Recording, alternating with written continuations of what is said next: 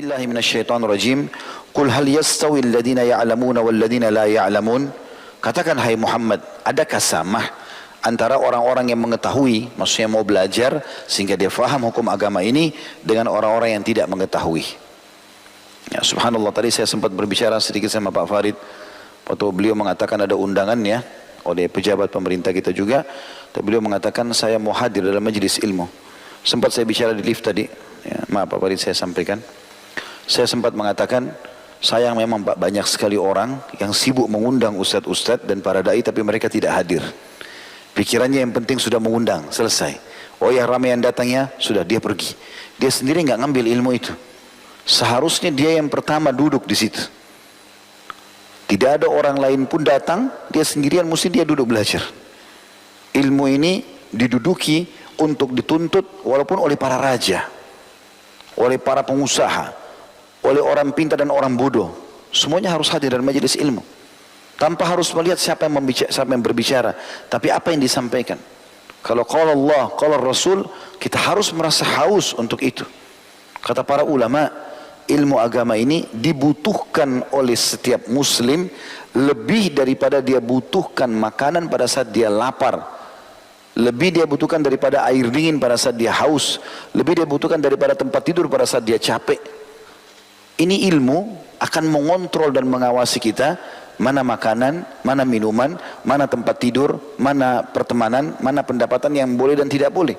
Sehingga yang masuk hanya yang boleh saja oleh Sang Pencipta Allah, dan kita akan selamat. Makanya di sini diingatkan, samakah orang yang belajar itu dengan orang yang tidak belajar? Dan saya tidak. Karena tidak mungkin ada orang, teman-teman, lahir sudah pintar. Harus belajar. Dan kata Imam Syafi'i rahimahullah, tidak akan pernah ketemu antara kepintaran dan memahami agama dengan pendeknya waktu. Artinya kalau orang cuma seminggu sekali, kayak kita sebenarnya sebulan sekali cukup lama. Tapi mungkin inilah waktu yang sementara kita lowongkan. Kalau hakikat dari menuntut ilmu harus setiap hari. Imam Nawawi rahimahullah setiap hari 13 kitab di 13 guru. Bagaimana habis waktunya untuk ilmu itu? Semuanya, tapi subhanallah dipenuhi oleh Allah subhanahu wa ta'ala kebutuhannya. Dan semua sebelum 40 tahun meninggal dunia, sama dengan ya, Ibnu Qudamah rahimahullah ini, di mana beliau menulis buku ini dan banyak buku-buku yang lain, itu meninggal belum 38 tahun. Sudah banyak karya tulisnya. Allah subhanahu wa ta'ala berkahi, menjadi amal jariah buat mereka. Jadi tidak bisa kita menjadi orang pintar tiba-tiba tanpa belajar.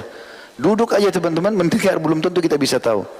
Bahkan berapa kali kita datang dan kita bisa menghitung persentase yang tertinggal. Mungkin pada saat kita hadir ada 90%. Pada saat kita bubar bisa berkurang 10%.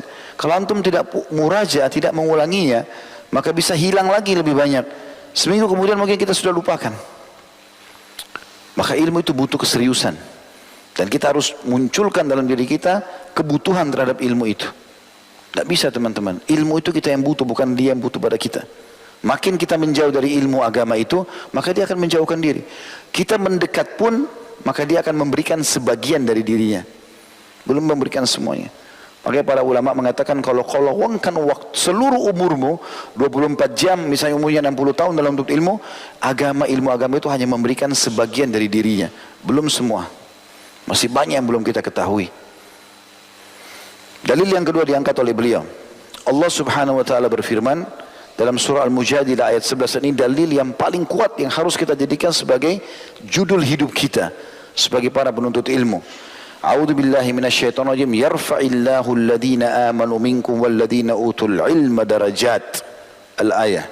Allah akan meninggikan derajat, Allah akan meninggikan orang-orang yang beriman di antaramu dan orang-orang yang diberi ilmu pengetahuan beberapa derajat. Ibnu Abbas berkata radhiyallahu anhuma dalam menafsirkan Al-Mujadilah ayat 11, Allah mengangkat orang-orang beriman dan menuntut ilmu dengan banyak atau beberapa derajat. Kata beliau, lil ulama'i darajatun fawqal mu'minina bisab'amiyati darajah. Ma baina darajataini masiratu 500 am. Para ulama, dan kita tidak mungkin jadi ulama tanpa belajar. Kalau kita terus belajar, jadi faham, lama-lama kita jadi pindah ke level itu. Seorang alim ulama. Para ulama memiliki derajat-derajat di atas orang-orang beriman dengan 700 derajat. Di antara 2 derajat, 1 derajat ke derajat yang di atasnya, itu selama perjalanan 500 tahun. Maksudnya di surga nanti. Juga disebutkan kisah, tentu di buku ini tidak ada, tapi saya tambahkan. Abu Yusuf rahimahullah, murid daripada Abu Hanifah, pernah lagi makan sama khalifah satu waktu. Lalu dikeluarkanlah makanan mewah milik khalifah. Makanan mewah milik khalifah. Tidak dimakan kecuali oleh raja-raja. Madu, kacang pilihan, keju pilihan, segala macam hal, tepung gandum yang terbaik, semuanya diaduk sedemikian rupa, dicampur dengan banyak sekali wangi-wangian dari za'faran dan yang lainnya. Itu raja-raja saja yang makan, mahal dan buatnya susah. Satu waktu Abu Yusuf rahimahullah duduk sama khalifah, diundang, lalu dihidangkan makanan tersebut. Tiba-tiba Abu Yusuf waktu lihat makanan tersebut tertawa, tersenyum, sambil matanya berkaca-kaca. Lalu kata khalifah, ada apa dengan anda? Kenapa tertawa hai Abu Yusuf? Kenapa tersenyum seperti ini? Ya, melihat makanan, maksudnya mungkin apakah anda suka makanan ini padahal belum dicoba gitu. Kata dia, wahai Amir Mu'minin, waktu saya masih pertama menuntut ilmu di majelisnya Abu Hanifah, suka hadir di majelis beliau, sering saja saya hadir terus, karena saya dilihat serius oleh beliau mengatakan, wahai Abu Yusuf, kesinilah. Lalu saya mendekat, lalu dia mengatakan, kalau seandainya kau tetap istiqomah dengan caramu ini, maka kau akan duduk bersama dengan para raja dan kau akan makan makanan raja-raja itu. Kata Abu Yusuf, Allah buktikan pada saya detik ini wahai Amir Mu'minin, saya duduk bersama anda berdua di singgasananya khalifah dan saya sedang makan makanan anda. Karena ilmu itu, ilmu teman-teman dibutuhkan oleh semua pihak, semua jenjang. Kemuliaan hanya daripada ilmu. Jangan tinggalkan ilmu agama ini. Itu sesuatu yang sangat mahal dan tidak mungkin bisa kita raih kecuali dengan belajar. Allah berfirman di dalil yang lain, surah Fatir ayat 28, A'udzu billahi minasyaitonir rajim, innama yakhsyallaha min ibadihil ulama. Al-ayah, sesungguhnya yang takut kepada Allah, betul-betul tunduk pada Allah subhanahu wa ta'ala, yakin tentang keberadaannya dan selalu menyebarkan ajaran-ajarannya dari hamba-hambanya, hanyalah ulama.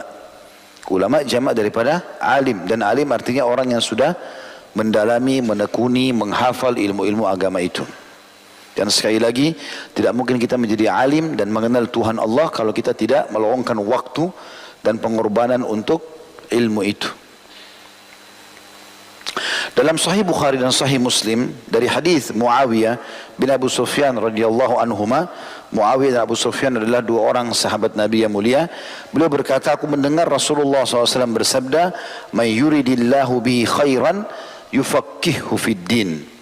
Barang siapa yang Allah menginginkan kebaikan baginya, maka Allah atau dia menjadikannya memahami agama. Jadi teman-teman, kalau terdorong hatinya mau hadir dalam majelis ilmu, mau terus dengarin ceramah dan akhirnya menerima ilmu itu dan mengamalkannya, berarti Allah menginginkan kebaikan buat anda. Bersyukurlah dengan itu. Ada orang subhanallah di depan matanya masjid selalu dilewati, mikrofon ceramah terdengar, di handphone dia bisa tonton setiap saat ceramah, tidak dibuka. Allah tidak berikan taufiknya, karena Allah tahu hatinya orang itu memang tidak mau. Kapan Allah mengetahui dalam hati kita ada keinginan untuk ibadah walaupun sedikit, Allah gerakkan kita untuk itu. Bangun sholat malam, sedekah, baca Al-Quran akan terdorong. Tapi kalau tidak, maka tidak akan pernah bisa bergerak. Ya.